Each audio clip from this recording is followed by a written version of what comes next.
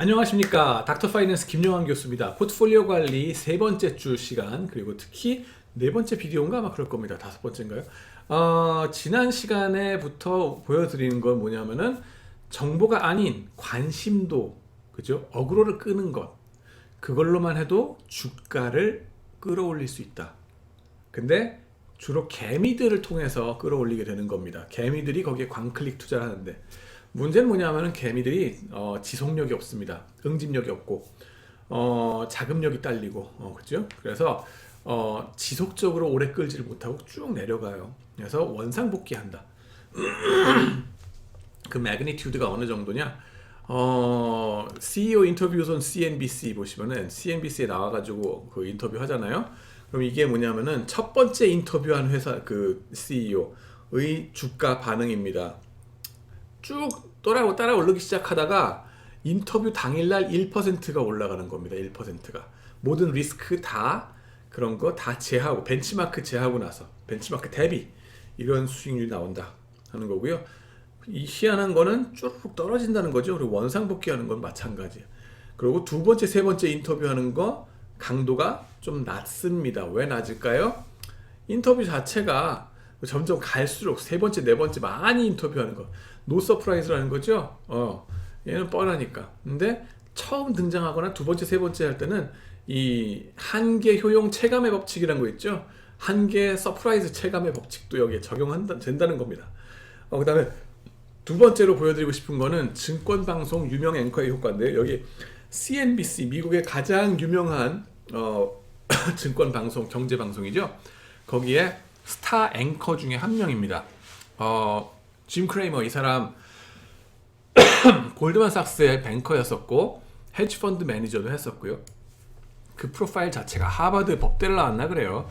말도 잘하고. 근데 특별히 더 여러분한테 강조하고 싶은 거는 풋볼 선수같이 생겼고 말하는 것도 그런 공격적인 스타일로 말한다는 거예요. 그게 월스트리트 뱅커 컬처하고 딱 맞는 거거든.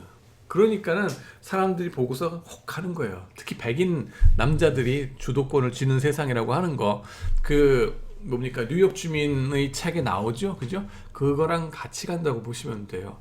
그래가지고 이 사람 프로파일도 빵빵한데, 이 사람이 나와서 무슨 회사 한번 사보세요라고 종목 추천을 합니다. 근데 희한한 건 뭐냐면은 이 사람이 은근 허당이라는 거예요.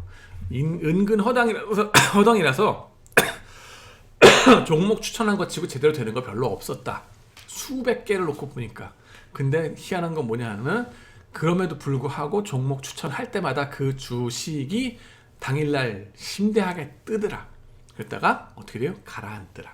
이 사람이 말하는 것들 그렇게 특별한 새로운 그 분석이나 이런 거 없이 그냥 남들이 다 할 줄 아는 그런 분석을 그냥 다 얘기하는 것 뿐이거든. 근데 거기서 선전을 한번 해주니까 어떻게 해요? 빵 뜹니다. 그 전에 얘가 선전해 주기도 전에도 막 올라가고는 있었죠. 그러나 빵 뜹니다. 한 3% 떠요. 예, 다 벤치마크 수익률 제하고 나서 얘기입니다. 그러니까는 알파라고 보시면 돼요. 거의 알파. 거의 이런 거랑. 그런데 이런 식으로 빡 떴다가 이게 그대로 유지되는 게 아니라 쭈르르르 내려간다는 거고, 이 점선이 뭐냐면은 통계적으로 유의한 그 컨피던스 신뢰 구간, 요 신뢰 구간을 나타내는데 매 날짜마다 내지는 요 날짜가 있어서 30일날 보시면은 요게 평균이고, 이게 신뢰 구간 95% 신뢰 구간이라고 보시면 돼요. 이게 0을 닿았어. 딱 닿았어. 이게 뭐예요? 0하고 같다고 얘기해도 뭐라고 할 말 없다. 그러니까는 의미가 없어진다는 거죠. 이때쯤 되면. 요건 심대하게 떴는데 파지티브인데 0과 다를 바가 없다 하는 거예요. 돌아온다는 거. 원상복귀. 그러니 이 종목 추천 믿어라 말아라? 믿을 거 아니다. 단지 이 사람이 할 줄 아는 건 뭐다? 어그로를 잘 끈다 하는 거예요. 진짜 소리 잘 지르고 뭐 희한한 뭐 버튼 딱 누르면 왜 이러고 뭐 많습니다. 근데 이런 것들이 떴다 가라앉는 현상이 대형주에도 나타나지만은 특히 소형주에 많이 나타난다는 거예요. 소형주. 그 왜 그럴까요? 그거는 공매도 가능성하고 같이 갑니다. 그래서 나중에 공매도 배울 때 더 많이 배울 겁니다. Limit to arbitrage라 그래요. 이거 그 공매도가 쉽지 않은 종목들이에요. 쉽지 않은 종목들. 공매도 하면 중소형주 위주로 다 그 개미들이 피 보는 거 아니었어요? 아닙니다. 완전 뻥이라니까 그거. 지금 공매도가 잘 통하지도 않는, 공매도를 아무도 별로 안 하는 그런 주식들이, 이런 것들이 더 버블에 확 올라갔다가 깨질 때 확 깨진다고요.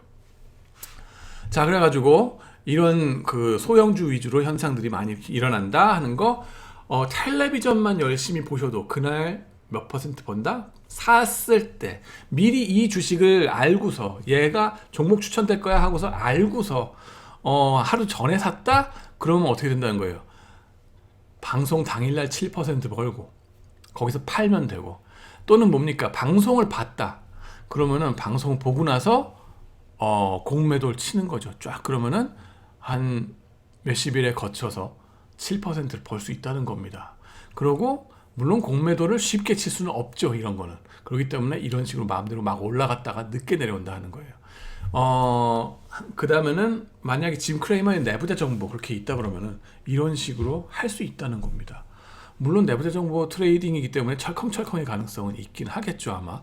그렇지만은 대놓고서 그걸 금지시키지를 않으니까, 이거 CEO도 아니고 이 사람이, 하여튼 그런 서지가 있다 하는 거고요. 그 다음에는 이게 이제 뉴욕 스탁 익스체인지에 제가 한번 간 적이 있습니다. 이 삼성금융 계열사 중간 관리자분들하고 같이 부장님, 차장님급들, 그죠? 생명, 그다음에 화재 뭐 이런데 증권, 자산운용, 그분들하고 같이 탐방을 갔다가 뉴욕 스탁 익스체인지의 트레이딩 플로어를 걸어 댕기다가 같이 저를 찍어 주셨습니다. 한 원호님이. 그래가지고 이거 방송사고 아닙니다. 그죠? 그래가지고 짐 크레이머가 여기서 막 방송하는데 제가 막 지나갔어요. 찍어 주셨죠. 이분 A 플러스 받았죠. 당연히 줘야지. 물론 엄청나게 공부를 열심히 하시는 분이었습니다. 생명에 계신 분인데 지금도 승승장구하시기를 바랍니다. 하여튼간에 노뉴스와 뉴스에 대한 반응, 그죠? 제가 연구하는 분야가 이쪽인 거가 확실하게 아니까, 그러니까 이렇게 또 찍어주셔가지고 또 잘 되는 거지. 좌우지간에 저로서는 인생샷입니다. 인생샷, 바이더웨이. 뉴스와 노뉴스에 대한 반응, 언더 리액션은 없는가 하는 질문도 가능합니다. 왜 없겠어요? 오버 리액션이 있다 그러면 언더 리액션도 있겠죠. 지연 반응이라고도 얘기를 합니다. 이 공시 여러분들 회사에서 분기 감사 보고, 분기 실적 보고 하잖아요. 연간 감사 보고도 하지만은, 그지? 그 실적 보고를 했을 때 earnings surprise, 뭐 surprise earning season이라고 그러잖아요. 그러면은 분기 실적이 기대보다 높을까 낮을까 아니면 기대 그대로일까, 그거에 따라서 실적이 깜짝으로 좋으면은 포지티브, 깜짝으로 나쁘면은 네거티브, 서프라이즈 해가지고 쫙 갈 텐데 주가가, 그죠? 그게 한 번에 빛의 속도로 팍 가서 그 다음에 쫙 변함없이 가느냐, 아니면은 지연 반응이 있어가지고 가느냐, 아니면 오버 리액션이 있어가지고 확 너무 뛰었다가 다시 돌아오는 게 보이느냐 하는 건데, 보니까 지연 반응이 있더라는 거예요. 드리프트라고 합니다. 드리프트. 여러분들 저기 자동차 운전, 과속 운전 조심하시기 바라는데, 그 중에 드리프트란 거 있죠. 타이어 쫙 끌면서 가는 그런 식의 생각을 하시면 되겠습니다. 이 공시에 대한 주가 지연 반응, PEAD, Post Earnings Announcement Drift라는 게 있다는 거예요. 이게 이 공시를 한 다음 수개월간 지속적으로 주가가 한쪽 방향으로 움직여가서 abnormal return을 나타내더라, 이상 수익률을 나타내더라, cumulative abnormal return이라고 하는데 누적적인 이상 수익률 쌓아간다는 거죠. 그때부터. 그래가지고 플러스 이익 공시가 positive surprise였으면, 마이너스 이익 공시가 네거티브였으면 그 방향 그대로 간다는 거예요. 반대로 가지 않고. 자, 이게 보면 그래프가 이 유명한 PEAD 그래프가 되겠는데요. 회사들의 그 이익 공시하는 날이 여기 데이 제로입니다. 데이 제로. 이날 발표를 해요. 물론 이날 발표를 하고 나면은 주가가 중구난방 막 뛰겠죠. 어떤 회사는 깜짝으로 좋으면은 막 뛰고, 어떤 회사는 깜짝으로 나쁘면 엄청 막 깔아앉고, 깜짝이 아니라 기대했던 대로, 예상했던 대로라 그러면 별 변화 없고, 그죠? 근데 그 당일날 건 빼. 예, 너무나 이리저리 막 너무나 매그니튜드가 크고 자꾸 이렇게 할 수가 있으니까 그건 빼고요. 그뿐만 아니라 그걸 빼는 이유는 뭐냐면은, 그거에는 일단은 연구에 관심이 없어. 관심이 있는 건 뭐냐면은 어나운스 한 다음 날부터의 주가를 보는 거예요. 뭘 가정하느냐면은 그 이 공시를 한 다음 날부터 그 수십 일 동안 별다른 다른 어나운스먼트가 없다. 다른 발표가 없을 때. 뭐에 대한 발표? 그 회사의 캐시플로우 예상치라든가 아니면은 리스크에 관련된 그런 펀드멘탈에 관련한 뉴스가 전혀 없다고 쳤을 때 그러면 그 주가가 변함이 없어야 될 거 아니에요. 이 구간에서는 쫙 별다른 캐시플로우 뉴스가 없으니까. 그리고 모든 캐시플로우 관련된 뉴스는 earnings 서프라이즈 이때, 그죠? 이때 다 일어나야 될 거 아니냐는 거예요. 그리고 빛의 속도를 반영했으면은 데이 제로에 모든 게 다 끝나고, 그다음 데이 1부터 시작해가지고 이상 수익률 쌓아 나가면은 평균적으로 제로가 돼야 돼. 안 움직여야 돼. 근데 희한하게 어떤 일이 벌어지냐면요, 그 안 움직이는 거는 그 깜짝 서프라이즈가 별로 없을 때, 깜짝 실적이 별로 없을 때는 별로 변하는 게 없어요. 근데 요 10개 선이 나오는 게 뭐냐 하면은 회사들을 열등분을 합니다. 이건 뭐 퀀티테이티브 트레이딩이 단순 무식하게 줄 세우기 하는 거라 그랬죠. 보면은 줄 세우기를 뭘 기준으로 줄 세우냐 하면은 깜짝 실적의 정도를 가지고서 줄 세우기를 합니다. 각 회사마다 어닝스 그 서프라이즈의 정도가 스탠다드 디비에이션 그 올라갔다 내려갔다 하는 어닝스의 정도가 있겠죠. 그러고 실적 어닝스 실제로 나타난 거 어디 갔어? 네, 실제 발표 마이너스 기대치, 그죠? 많은 애널리스트들이 EPS 그래가지고 earnings per share에 대해서 기대치를 다들 발표하잖아요. 그죠? earnings per share 기대치, expectation이라고 봐야 되겠지. 그죠? 근데 그거 기대치가 있고 그 다음에는 이 변동폭이 있을 거고, 어떤 애들은 그 변동폭이 높은 회사가 있는가 하면은 어떤 회사들은 기대치 변동폭이 좁은 회사들이 있을 거고, 그거 대비 이 실제와 기대치의 차이가 얼만큼 간극이 벌어지느냐 하는 거예요. 자기 스탠다드 디비에이션 갖고 나눠버리는 거예요. 그럼 몇 스탠다드 디비에이션 away from the mean, 그죠? 중심에서부터 얼만큼 벗어나는가 하는 거가 나올 수 있겠죠. Standardized Earnings, Unexpected Earning이라고 얘기를 합니다. 이 SUE라고 하는 거가 그런 개념이라고 보시면 돼요. 그래가지고 SUE를 가지고서 수라고 할까요? 수. Alright. 그러고 나면은 그걸 열등분을 하는 거예요. 가장 깜짝 서프라이즈 10등분, 10분위수, 그 다음에 가장 꼬라박는 earning 서프라이즈 10분위수, 그런 회사들을 가지고서 그룹핑을 해가지고 이때부터 벤치마크 대비 이상 수익률을 갖고 쭉 누적을 시켰어요. 그러면 어떻게 해야 된다? EMH가 맞다 그러면 이게 수평해야 된다. 더 쌓이는 게 없어야 돼요. 새로운 캐시플로우 정보가 없으니까, 리스크 정보도 없고, 이때 다 어나운스먼트가 됐고요. 정보가 다 반영됐으니까 안 변해야 돼, 이렇게 얘네들처럼. 근데 가장 많이 놀라는 파지티브 깜짝 서프라이즈, 한 번에 다 반영돼 가지고 안 움직이는 게 아니라 요 정도밖에 처음에 반응을 요 정도밖에가 아니라 어느 정도인지 데이 제로는 알 수가 없죠. 그렇지만은 데이 11부터 데이 1부터 시작해서 이걸 쫙 쌓아 나가면은 이렇게 올라간다는 거예요. 드리프트가 올라간다는 거예요. 이 매그니튜드가 어느 정도냐? 한 3% 이상 된다는 거예요. 며칠 동안, 한 50일 동안. 네. 그리고 반면에 가장 실망스러운 깜짝 실적 보고한 회사들 그룹 10분위수가 있겠죠. 걔네들의 평균을 보면은 이 데이 1부터 시작해서 쭉 떨어져 나가는 거가 이렇게 계속 드리프트가 생긴다는 거예요.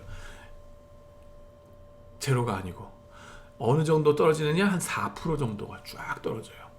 이거 포트폴리오 만들어 가지고 공매도 쳤으면은 한 50일 동안에 4% 먹는 거죠. 그죠? 얘는 롱 포지션 잡았으면 또 한 3% 먹는 거죠. 롱숏 잡으면 한 7% 먹는다는 얘기입니다. 이런 식으로 해가지고 earnings 드리프트가 있다는 거예요. 이게 EMH에 반대되는 증거다 하는 겁니다. 왜 이런 드리프트가 벌어지느냐, 그죠? 얘네 10분위수 끝에 있는 애들만 그런 게 아니라 중간에 있는 애들도 그 정도 나오더라. 그 정도는 아니지만 좀 약하게 나오더라 하는 거예요. 이 공시라는 정보에 대한 언더 리액션, 왜 진작 데이 제로에 모든 게 다 반응하고 끝나지 않느냐, 언더 리액트 하느냐 데이 제로에서, 그리고 데이 1부터 시작해서 지연 반응하느냐, 언더 리액션에 대한 거. 그 다음에는 문제는 그래가지고 리턴이 보면은 이런 식으로 수익률이, 포트폴리오의 수익률이 예측 가능하잖아요. 얘 10분위 수야, 절로 올라갈 거예요. 얘 10분위 수야, 밑에 내려갈 거예요. 이게 되잖아요. 그죠? 이런 예측이 가능하면은 EMH가 아니다 하는 겁니다. 예측이 가능하면 EMH가 아니다. 근데 그래서 문제는 연구자들 혹은 헤지펀드들이 이 모든 과정에서 앱노멀 리턴을 측정하기 위해 벤치마크로 쓰는 자산 가격 결정 모델, 리스크 리턴 모델, 그죠? 그게 정확한 거냐 하는 이슈가 계속 남아 있다는 거예요. 아까도 지난번에도 말했지만은 CAPM 쓴다. 처음에 그랬었죠. 근데 CAPM이 완벽한 모델이다? 아니요. 그 할아버지 모델이라서 그냥 쓴 거예요. 만만하니까. 그 다음에는 계속 그 체계적인 위험을 어떻게 해석할 것인가, 어떻게 우리가 구조화할 것인가 하는 것에 있어서 그 체계적 위험의 팩터를 계속 더 집어넣는다 그랬죠. 아직도 몇 가지 팩터가 더 들어가야 되는지 몰라. 그리고 팩터들마다 linearly independent 해야 돼요. 선형적으로 중복되면 안 돼. 중원부원 금지. 그죠? 얘는 얘대로, 쟤는 제대로 유니크하게 뭔가 특이하게 잡는 리스크 팩터로 설명할 수 있는 리스크 팩터로 얘기가 돼야 돼. 근데 그렇지 않으면은 제껴집니다. 좌우지간에 그런 팩터들 계속 찾아가는 과정에 있어요. 끝없는 손바꼭질이다. 연구 결과들이 통계적으로 항상 유의한가, 혹은 단지 데이터 마이닝인가, 어쩌다가 까마귀 날짜 배 떨어진 건가 하는 그런 것들도 우리가 살펴봐야 되고요. 경제학적으로 우리가 신경 써야 할 만큼 커다란 규모로 지속적으로 일어나는 현상인가 하는 것도 생각해 봐야 돼요. 커다란 규모. 이건 뭐냐면 헤지펀드 입장에서 이걸 갖고 돈 벌 수 있을까? 왜냐하면요, 트레이딩 코스트란 게 있잖아요. 트랜잭션 코스트. 거래 비용 제하고 나면은 다 없어지는 그런 경우들 많거든요. 그런 것들은 헤지펀드에서 관심 없어요. 헤지펀드는 뭔가 규모가 큰 그런 이익을 원합니다. 그걸 찾길 바랍니다. 반면에 저 같은 학자들은 거래 비용 상관없어요. 이론적으로 맞지 않는 것들은 일단은 우리가 다큐멘테이션 하고 우리가 저널에다 내는 겁니다. 그래서 이제 관점들이 거기서 살짝 차이가 있다 하는 거고요. 효율적 시장이라고 하는 것은 평생 가봐야 이론이 못 되고 가설밖에 안 된다 그랬죠. 효율적 시장 가설이 들어맞는지 아닌지를 얘기하려면은 효율적 시장일 경우에 그를 지탱하는 벤치마크 할인율, 기대 수익률, 이걸 정확히 설명하는 시스테매틱 리스크, 그죠? 시스테매틱 리스크를 정확히 설명하는 모델이 있어야 된다. 그래서 그 모델 대비해서 현실이 얼만큼 괴리됐구나, 그러니까 비효율적이다 라고 말할 수 있는 거죠. 근데 문제는 그 벤치마크 할인율에 대한 모델 자체도 눈에 안 보인다. 안 보인다. 확실치가 않은 상황이다. 결국 숨바꼭질처럼 계속 경제학자들이 시장이 효율적이지 않다고 인정하기보다는 기존의 수익률 모델이, 벤치마크 모델이 불완전해서 그래 라고 꽁무니를 뺀다는 거죠. 뭔가 아직 우리의 과학적 수준으로 잡지 못한 리스크 팩터가, 위험 요소가 있을 것이야 라고 얘기합니다. 그러고 나면은 우리가 말하는 여기서 joint hypothesis problem이라고 하는 게 나오는 겁니다. 뭐냐면은 데이터를 가지고 가설 하나만 테스트할 수 있는 거예요, 과학적으로는. 그죠? 그런 마당에 이런 시장이 효율적이냐 아니냐 하는 테스트는 한 가설만 테스트할 수 있는 게 하는 게 아니에요. 할 수 있는 게 아니라 시장이 효율적이냐 아니냐 하는 가설을만 테스트하는 게 아니라 기대 수익률 모델, 우리가 쓰는 벤치마크 모델이 제대로 된 모델인지 아닌지를 테스트하는 것까지 까지 역할을 담당해야 되는 부담이 생긴다고. 거뜬하게 다 할 수 있다가 아니라 한 테스트 갖고 두 가지 가설 테스트를 할 수 없는 시츄에이션인데 그런 식으로 전개가 돼버린다는 거예요. 그래서 숨바꼭질할 여지를 남겨둔다는 거예요. 항상 숨바꼭질할 여지. 시장이 비효율적인데 H1 딱 리젝트 되는 것 같은데, 그러면은 경제학자들은 그게 아니라 H2 저 기대 수익률 모델이 맞는 게 아닌 걸 거야. 시장은 효율적이지. 이제 막 종교적으로 밀어붙이십니다. 파마 할아버지. 네. 근데 무슨 주식을 샀다고요? 강남 스타일 DI 코어를 샀다고요. 그게 밸류 인베스트먼트 뭐 밸류 투자 전략입니까? 누구는 그러더라고. 이거 혹시 밸류 투자 전략 때문에 산 거 아닐까? 천만에요. 밸류만은 뭐예요? 저평가된 거 사야지. 그렇게 버블에 있는 주식 사면은 안 되는 거죠. 네, 안 되는 겁니다. 왜 그랬대? 자기 이론은 어디 가고? 그런 식의 상황이 계속 또 벌어지니까 또 웃기는 거죠. 네.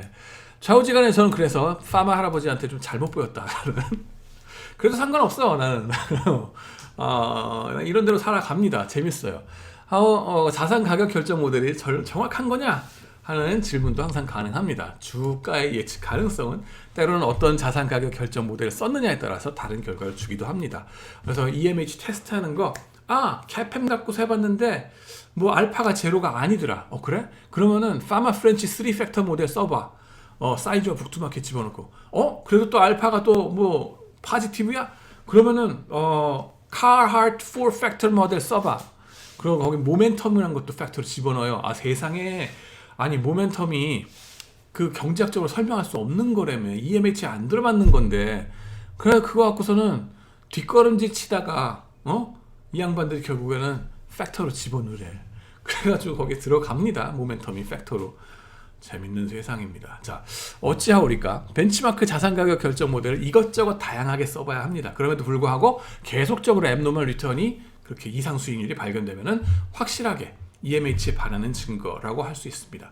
때론 자산가격 결정 모델이 잘못된 것뿐이라는 말도 안 통하는 때가 있습니다.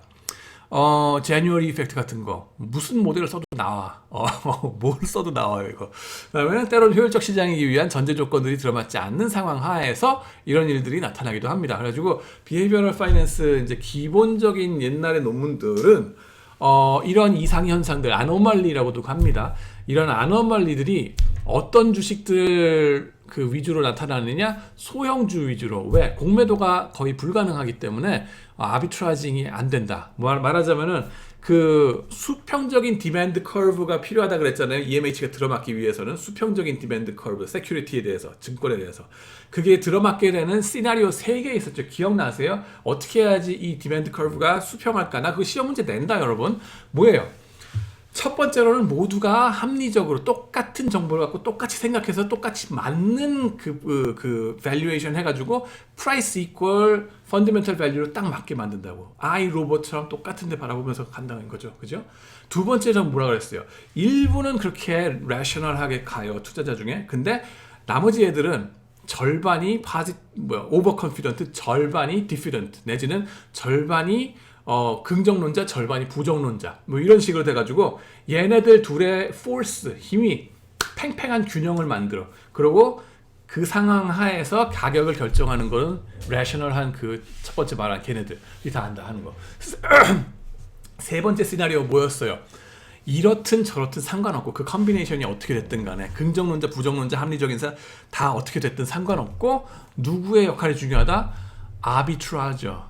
그죠? 어벤져스급의 능력을 가진 아비트라저 내지는 공매도를 할 줄 아는 사람들, 이 정보 프로세싱이 빠른 애들이 나와가지고 똑똑한 애들이든 뭐 어떻게 해가지고 공매도를 무한대로 칠 수도 있고 롱 포지션 사는 거를 무한대로 할 수도 있고, 그래가지고 벗어나지 않도록 만든다는 거 아니에요. 근데 거기서 공매도를 함부로 칠 수 없는 상황이 되면 얘네들이 역할을 제대로 할 수 있겠어요? 못하죠. 그러면은 디맨드 커브가 수평이 안 돼요. 깨져버려. 그러면서 시장이 효율적으로 될 수가 없다 하는 겁니다. 그래가지고 이것이 바로 세 번째 말하는 아비트라저들이 활동하기 어려운 거, 상황이 되는 거예요. 이게 어떤 주식들이다? 소형주, 개잡주, 동전주, 이런 주식이 되겠습니다. 네, 그래가지고 이런 애브노멀 리턴들이 지속적으로 발견됩니다. 그러므로 리스크 얘기가 아닌 미스프라이싱 얘기라는 뜻이다 하는데, 말씀드린 대로 주로의 비헤이비어럴 파이낸스 논문들은 그렇게 유진 파마 할아버지가 무서워가지고 그쪽을 아주 그냥 도그마스럽게 완전 종교 근본주의적으로 믿어버리거든요. 그래서 그 윗대가리에 계신 분들한테 잘못 보이면 진짜 겁나거든. 그래서 이거 아노말리가 발견되는데요. 그러면 유진 파마가 뭐 이러면은 겁나서 그게 소형주 위주로 이렇게 나타나는 것 같아요. 그러고서 탑전을 가십니다. 잘 보여야 되니까 이 바닥도 똑같거든요. 사는 게 좌우지간에 아, 나도 박진영 같은 사람 되고 싶어. 양현석 같은 사람 되고 싶고. 근데 그 양현석 같은 위치에 있는 게 유진 파마다. 그 사람한테 잘못 보이면 끝장난다. 그나마 하버드에서 좀 도전하고 덤벼든다는 게 그런 식으로 약간 꼬리 내리면서 이렇게 얘기했었어요. 자, 통계적으로 이런 게 유의한가 하는 거 이슈가 되는데, 통계적으로 테스트하면은 강력한 결과가 나오긴 나옵니다. 계속 표준 오차가 아주 작고 t 스태티스틱은 아주 크다. 리그레션 하면은 베타에 대해서 표준 오차 스탠다드 에러 나오는 거 있죠. 그거 얘기해요. t 스태티스틱 그 베타 나누기 스탠다드 에러 하면 저거 나오죠. 그러니까 데이터 마이닝은 아니더라. 그 다음에 어떻게 되느냐? 새로운 데이터를 봐라. 미국 시장에서 발견됐으면 중국 시장은, 한국 시장은, 뭐 유럽 시장은 인터내셔널 컴패리즌도 다 하고요. 또 피어리어드도 뭐 90년대 발견돼서 그럼 2000년대, 2010년대, 20년대 이런 식으로 쭉. 그 다음에는 경제적으로 유의한가 이런 얘기가 나오는데, 시대별로 쭉 본다 그랬는데, 아노멀리들이 희한한 게 뭐냐면은 처음에는 90년대 아노멀리라고 발견된 것들이 있을 거 아니에요. 근데 그런 것들 중에서 많은 부분들은 점점 사라진다 하는 거예요. 시기별로 이 아노멀리가 강할 때가 있고, 주로 강할 때가 처음 발견됐을 땐 강한데 점점 약해져요. 왜 그럴까? 왜냐하면은 그 아노멀리, 이상현상을 발견한 논문, 그 학술 논문 이런 걸 쳐다보는 사람이, 읽어보는 사람이 나 하나일까?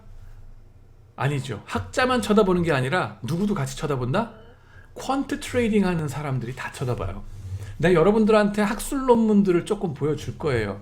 그렇게 하는 게, 여러분들 경영학과면은 무슨 학부나 MBA나 뭐 이런 사람들이 경영학과 했으면 케이스 스터디를 해야 되는 거 아니에요? 라고 생각하실 텐데, 케이스 스터디란 거는요, 딱 한 회사, 정말 어떤 이론을 그 셋업된 이론, 어디 노벨상 받은 이론, 그 이론을 너무나 잘 표현해주는, 우연히 딱 들어맞게 거기에 가서 있어주는 그런 회사가 딱 있을 수가 있어. 되게 재밌고 드라마틱한 그런 경우들, 그런 것들만 딱 하나 잡아가지고 공부시키는 게 케이스 스터디예요. 반면에 여러분한테 지금 필요한 건 뭐냐면은, 케이스 때려치고, 솔직히 말해서 케이스 때려치고 수천 개, 수만 개의 주식들에 대해서 통계적으로 빅데이터 테스트한 그런 퀀티테이티브 트레이딩 그런 걸 같이 공부를 해야 되거든. 그런 데는 케이스 스터디가 필요한 게 아니라 학술 논문을 같이 봐야 돼. 학술 논문을 봐야 돼요. 여러분 준비가 안 됐어. 문제가 뭐냐면은 통계의 통자도 싫어하고 수학의 숫자도 싫어하는, 그리고 경제학의 경자도 싫어하는 그런 사람들이 문과에 온 경우들이 많잖아요. 그런 분들은 주로 마케팅을 가지 파이낸스 안 했을 거라고 믿습니다. 좌우지간에 그런 거 좋아하시는 파이낸스 스토리들은, 그죠? 파이낸스 순위들, 그죠? 이런 분들은 이런 거 학술 논문 같은 걸 봐야 돼. 여러분들입니다. 여러분들 이제부터 학술 논문을 내가 줄 거예요. 그러니까는 그거 한번 보시라고. 그리고 내가 주는 거는 그나마 그 중에 가장 쉬운 것들, 읽기 편한 것들, 재밌는 것들을 할 거예요. 그래가지고 여러 그 데이터를 가지고서 만지는 논문들을 접해야 된다. 그래서 이런 퀀티테이티브 트레이딩 아이디어들이 어떤 박사들이 논문으로 얘기를 하잖아요. 교수들이 할 수도 있고, 아니면 교수가 아니면 헤지펀드에 있는 박사들, 그런 것들을 여러분들이 빨리빨리 접하면서 이런 게 있었네 하고 여러분한테 써먹는 거야, 스스로. 때로는 여러분이 그런 것들을 발명을 해내는 거야. 읽다 보면은 여러분들도 어느 순간인가, 내가 박사가 아니지만은 까짓 거 읽어보면은 웬만큼 알 수 있을 수 있거든요. 그러면 발명을 해내는 겁니다. 그런 것들을 발견해내든가. 좌우지간에 그렇게 해가지고 제가 조지아 스테이트 유니버시티의 그 헤지펀드 컴피티션에 여러분들 지원할 수 있도록 지도교수 하겠다고 그랬잖아요. 최영규 교수님하고 같이. 그것도 이런 거예요. 학부생 수준에서도 학술 논문들 같은 거를 접해가지고 그런 것들을 일찍 깨닫고서 할 수 있도록 만드는 거야. 자기 시도해보게 만드는 거. 재밌습니다. 한번 해보세요. 그 다음에는, 그래서 아까 얘기했던 게 뭐냐면은, 그렇게 해서 학술 논문에서 뭔가 어너멀리가 발견됐네? 여기 돈 벌 구석에 생각 있네? 라고 발견하면은, 너도 나도 피라냐처럼 달려든다는 거예요. 피라냐. 그 뭡니까? 아마존에 있는 그 물고기들 있죠. 피 냄새만 맡으면 달려가서 문다고 해서 피라냐입니다. 그죠? 근데 농담이고요. 저 뭐예요? 그런 식으로 그 얻어먹을 기회는 금방 사라진다. 그래서 아나말리라고 하는 게 시기별로 다를 수 있다. 자, 그 다음에는 학문적으로 연구하는 입장에서는 임팩트 크기 별로 신경 쓰지 않는다. 어떤 그 이펙트들은 확실히 경제적으로도 크다. 자, 그 다음에는 흔한 경제학자들의 실드가 있다 그랬죠. 그렇게 정보 아닌 것에 매달려 움직이는 움직여서 돈 잃는 것은 미숙한 개미들일 뿐이고 기관들은 달라요 라고 말씀들 하십니다. 기관 투자자들. 근데 정말 그럴까요? 헤지펀드 매니저들은 사람 아닙니까? 하는 의문이 가능합니다. 다 똑같은 사람들입니다. 다 똑같은 사람들이에요. 그래서 사실 기관 투자자들이 좀 덜 헷갈리는 건 있다 하지만 여전히 헷갈리긴 한다는 거예요. 산만해서 정신줄 놓은 헤지펀드 매니저들에 대한 얘기들 있습니다. 분기 실적 보고를 할 때, 그죠? 그거를 지연 반응이 나타나는 이유가 뭘까? 이거는 상당 부분 산만한 여건 때문이 아닐까 하는 의심이 드는 거예요. 뭐냐면 어닝스 시즌이라고 얘기하잖아요. 보면은 오늘부터 시작해서 이번 주가 회사들이 분기 실적 보고하는 게 날들이 몰렸습니다. 하루에 수백 개 회사가 한꺼번에 막 어닝스 발표를 해요. 그러면 내가 포트폴리오 매니저야. 내가 이 어닝 서프라이즈에 따라서 빨리빨리 바이 앤 셀을 해야 돼. 오늘 바로 수백 개가 한꺼번에 터지네? 이거 어쩌라고?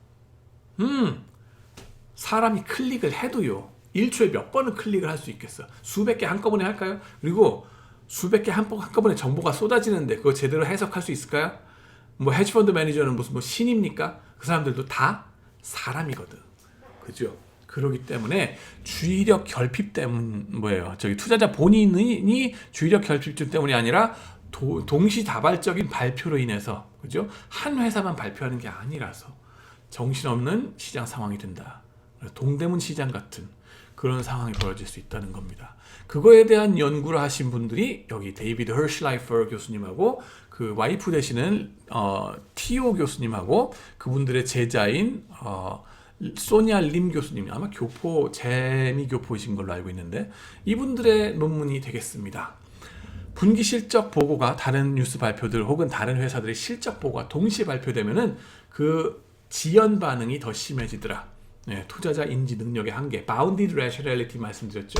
시험에 나옵니다. 자, 그 다음엔 또 뭐예요? 기관 투자자들도 산만함의 지연 반응은 매한 가지더라 하는 건데 에릭 슈미트 교수가 바라본 것도 뭐냐면은 펀드 매니저들 보면은 펀드가 들고 있는 주식들 중 분기 실적 보고를 동시에 하는 회사들이 많은 경우 해당 주식들을 바로 사고 팔지 못하고 느리게 반응하더라. 펀드 매니저들의 트레이딩 데이터를 갖고 있었어요. 이 양반은 빅데이터죠. 엄청난 그 틱데이터 틱 바이 틱으로 이렇게 나가는 건데 액티브 펀드 매니저들일수록 이런 반응이 심하고 동시다발적 발표로 정신 못 차리게 되는 펀드 매니저들일수록 이런 효과가 많아서 성과가 나쁘고 거래 비용 높고 처분 효과를 많이 보이더라 얘기가 나옵니다. 처분 효과가 뭔데요? 좀 이따가 말씀드릴 거예요. 이거 뭐냐면은 간단하게 말해서 폭락장에 물타기 플러스 존버로 폭망하는 거고 그 다음에 상승장에 너무 일찍 팔아서 후회하는 거 둘 다 정리해고 사유입니다. 네. 그래서 처분 효과를 많이 보이는 펀드 매니저들이 그렇게 있더라 하는 겁니다. 자, 그래가지고 오늘 이 비디오는 여기에서 마치도록 하고요. 다음 비디오 아주 중요한 거 우리 심리적 바이어스 두 가지 가장 중요한 두 가지를 커버하기 위한 섹션들 들어갑니다. 그러니까 시청해 주시고요. 오늘 이거 봐주셔서 감사합니다. 네.